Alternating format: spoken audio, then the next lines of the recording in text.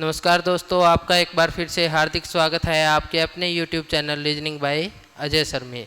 दोस्तों, जैसा कि हमने पिछली वीडियो में कोडिंग डिकोडिंग के कुछ महत्वपूर्ण क्वेश्चन किए थे, तो दो तीन टाइप के कुछ क्वेश्चन रहते हैं, वो आज हम इस छोटी सी वीडियो में पूरे करने वाले हैं। तो देखिए दोस्तों, चलते हैं अपने नेक्स्ट टाइप की ओर, जिस तरह के क्वेश्चन एग्जाम में आते हैं। कोडिंग डिकोडिंग चल रहा था दोस्तों, तो इसने लिखा है गोइंग टू स्कूल को 1 to 5 लिखा जाता है। ये आपको एग्जाम में क्वेश्चन कैसे मिलेगा दोस्तों, कि किसी सांकेतिक भाषा में गोइंग टू स्कूल को 1 to 5 लिखा जाता है। स्कूल इज अवे को 137 लिखा जाता है। स्कूल इज अवे को 137 लिखा जाता है। और ही इज गोइंग को 538 लिखा जाता है। तो अवे को क्या लिखा जाएगा?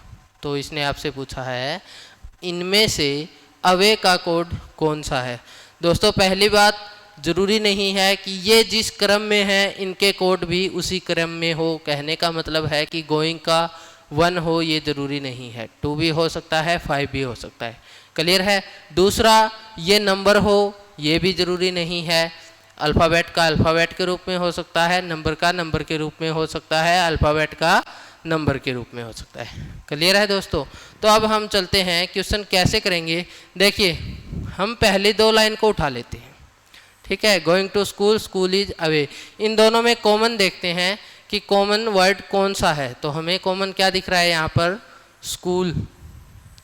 और सामने देखते हैं इनके कोड हैं 1 to 5 और 137। दोनों में कॉमन क्या है? 1। दोनों में कॉमन क्या है? 1। तो यहाँ से हमें पता चलता है कि स्कूल का कोड क्या हो गया? 1 हो गया। क्लियर है? स्कूल का हो गया 1। अब हमें अवे का पता लगाना है, तो हम इस लाइन को जरूर लेकर चलेंगे। देखिए, दूसरी और तीसरी लाइन में देखते हैं क्या कॉमन है? इज। दूसरी और तीसरी लाइन में क्या आया है? इज आया है। और यहाँ पर दूसरी और तीसरी लाइन में देखें तो 3 आया है। मतलब इज का कोड क्या हो गया? 3 हो गया। इज का कोड 3 हो गया। स्कूल का क्या हो गया? स्कूल का कोड हो गया 1। तो हमें बताना था अवे का। तो इस लाइन में 3 वर्ड थे, स्कूल इज अवे, और यहाँ पर 3 नंबर थे। इनमें से 2 के कोड हमने पता लगा लिए हैं कि स्कूल का क्या है? 1 है, इज का 3 है। तो अवे जो बचा है इसका कोड क्या हो जाएगा दोस्तों? 7 हो जाएगा। तो अवे का कोड क्या आ जाएगा? 7 हमारे इस क्वेश्चन का आंसर है। जैसे जैसे आप इस तरीके के बहुत सारे क्वेश्चन प्रैक्टिस करोगे, 10-15 सेकंड में इस तरीके का क्वेश्चन हो जाएगा आपका। अब यहाँ पर देखिए, अगर हमें पूछा होता गोइंग का कोड क्या है, तो पहले और तीसरे में देखिए गोइंग कॉमन है। पहले और तीसरे में क्या कॉमन है? गोइंग कॉमन है। तो यहाँ पर पहले और तीसरे में 5 कॉमन है। तो गोइंग का कोड क्या हो गया? 5 हो गया। क्लियर है? अब ही बचा है, ही का कोड पूछे तो 8 हो गया। 2 का पूछे तो 2 हो गया। क्लियर है? इस तरीके से सारे कोड हम निकाल सकते हैं। तो ये एक इस टाइप के क्वेश्चन आपके एग्जाम में आते हैं कोडिंग डिकोडिंग में। पहली टाइप हमने की थी coding alphabet with alphabets, coding दूसरी थी coding alphabet with numbers. Clear है? तो अब चलते हैं, तीसरी वीडियो है हमारी आज की। आगे चलते हैं, किस तरीके का क्वेश्चन है। अब लाल के सामने काला लिखा हुआ है, काला पीला, पीले को हरा, इस तरीके का क्वेश्चन है। ये मैं आपको समझा देता हूँ कि ये क्वेश्चन कैसे आएगा एग्जाम में। इससे 2-3 क्वेश्चन बनते हैं, बहुत ही इंपॉर्टेंट क्वेश्चन।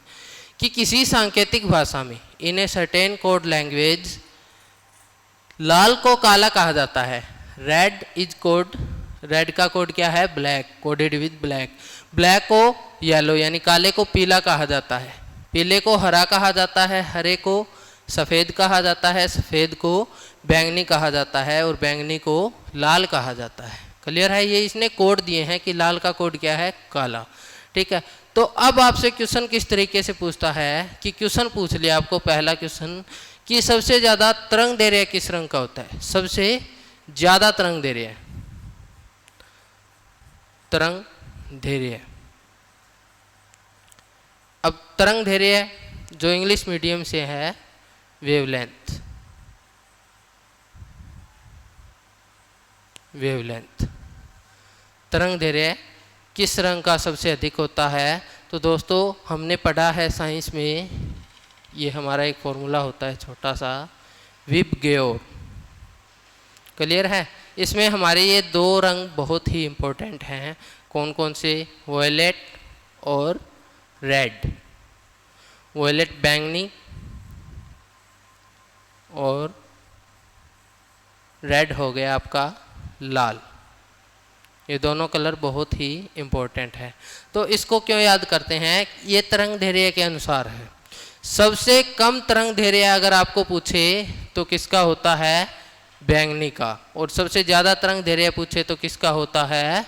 लाल रंग का होता है। ज़्यादा तरंग दैर्ध्य मतलब कौन सा रंग ज़्यादा दूरी तक दिखाई देता है।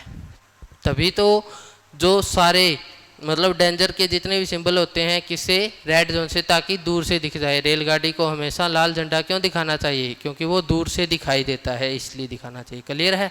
तो सबसे ज़्यादा तरंग दैर्ध्य रेड का होता है, लाल का होता है। क्लियर है? तो अब हमारा आंसर इसके अकॉर्डिंग क्या हो जाएगा? सबसे ज़्यादा तरंग दैर्ध्य किस रंग का होता है? लाल का होता है। लेकिन इसने लाल को कोड क्या दिया है?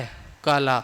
तो हम ये नहीं कहेंगे कि सबसे ज़्यादा तरंग दैर्ध्य लाल का होता है तो लाल हमारा आंसर हो जाएगा। हमारा आंसर होगा काला, क्योंकि इसने लाल को कोड क्या दिया है? काला। तो जब हम काला शब्द इस्तेमाल करेंगे तब हमारा मतलब क्या होगा? लाल होगा, क्योंकि इसने लाल को कोड दे दिया कि लाल का कोड क्या है? काला है। अब आपसे दूसरा क्वेश्चन, सबसे कम तरंग दैर्ध्य किस रंग का होता है? बैंगनी का। थोड़ा सा इसके बारे में बता देता हूँ दोस्तों कि जो रंग सबसे ज़्यादा फैलता है वो उतनी कम दूरी तय करता है। ठीक है? और जो रंग सबसे कम फैलता है वो सबसे ज़्यादा दूरी तय करता है।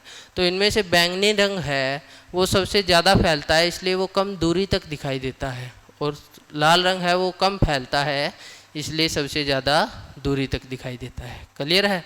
तो अब इसने पूछा है सबसे कम तरंग दैर्ध्य है, बैंगनी का होता है, हमें पता है। लेकिन बैंगनी का कोड क्या है? लाल। तो हमारा आंसर हो जाएगा, अगर सबसे कम पूछे तो आंसर हो जाएगा लाल, क्योंकि बैंगनी का कोड क्या है? लाल। तीसरा क्वेश्चन, इसी क्वेश्चन से क्या बनता है दोस्तों कि आसमान में वायुयान में यात्रा करते हुए व्यक्ति को आसमान किस रंग का दिखाई देता है? तो हमें पता है साइंस का क्वेश्चन है, इसका आंसर क्या होगा? काला दिखाई देता है। लेकिन रीजनिंग के अकॉर्डिंग अगर इसने काले को पीला कोड दिया है तो हमारा आंसर क्या हो जाएगा? कि पीला। क्लियर है दोस्तों? आसमान कैसा दिखाई देता है? पीला दिखाई देता है। एक इस टाइप के क्वेश्चन आपके आते हैं, 3-4 क्वेश्चन बनेंगे। पुस्तक को मेज, मेज को कुर्सी, ऐसा कुछ। स्क्रीनशॉट ले लीजिए आप एक बार।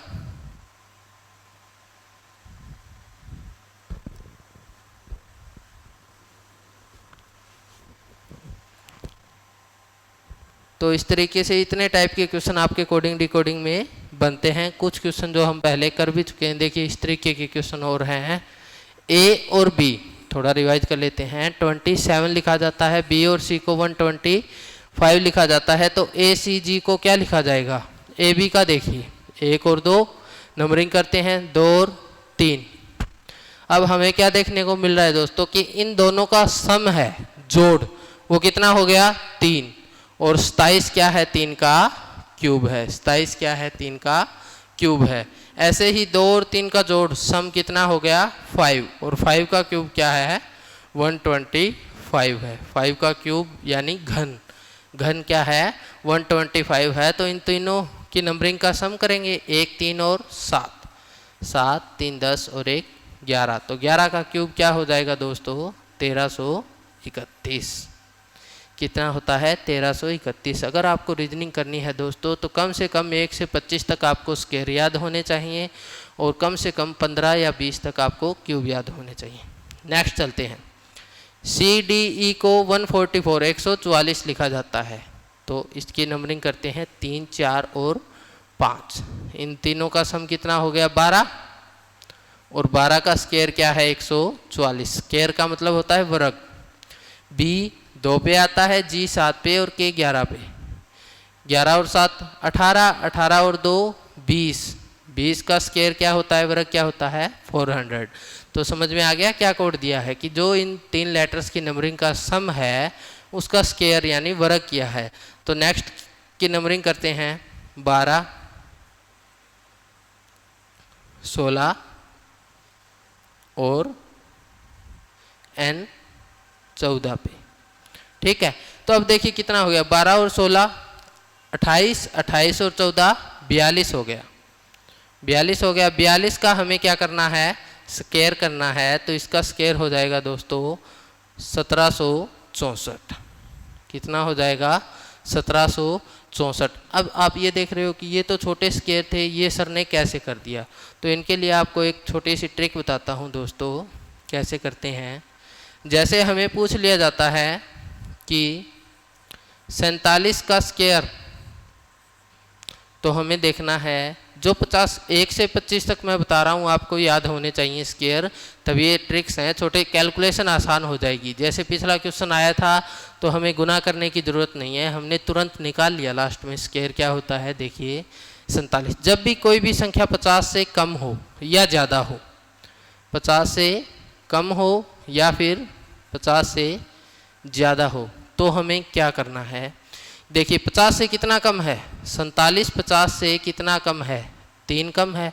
सबसे पहले देखना है कि ये संख्या 50 से कितना कम है, 3 कम है, तो इस नंबर का हम क्या करेंगे, स्क्वायर कर देंगे। 3 का स्क्वायर कितना हो गया, 9।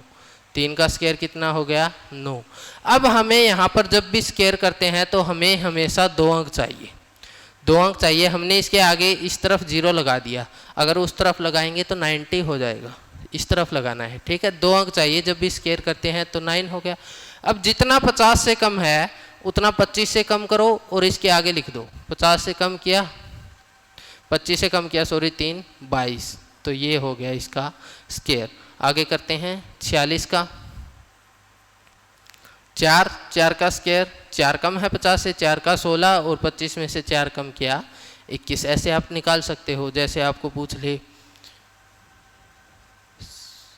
43 का स्क्वायर क्या होगा, 7 कम है, 7 का कम, सॉरी 7 कम है तो 7 का स्क्वायर 49, और जितना कम है 25 से कम कर दो, 1849, ये इसका स्क्वायर हो जाएगा। तो ये था दोस्तों कोडिंग डिकोडिंग का लास्ट वीडियो। जितने टाइप के क्वेश्चन एग्जाम में आते हैं वो आपको सारे करवा दिए गए हैं। पहले 2 वीडियो में बहुत सारे क्वेश्चन करवाए गए, जो 2-3 टाइप के क्वेश्चन रहते थे वो आपने इस वीडियो में कंप्लीट करवा दिए हैं।